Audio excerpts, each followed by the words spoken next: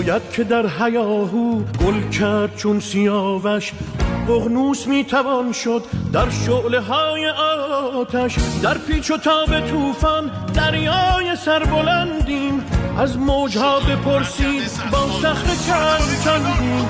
بعد از 1001 شب با همتی دوباره در صحنه میدرخشیم با 11 ستاره.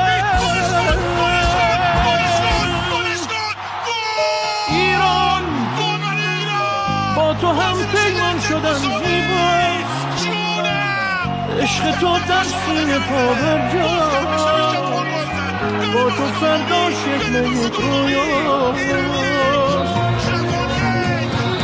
ایران ای صدای سرخ آزادی، عاشقی را یاد ما دادی.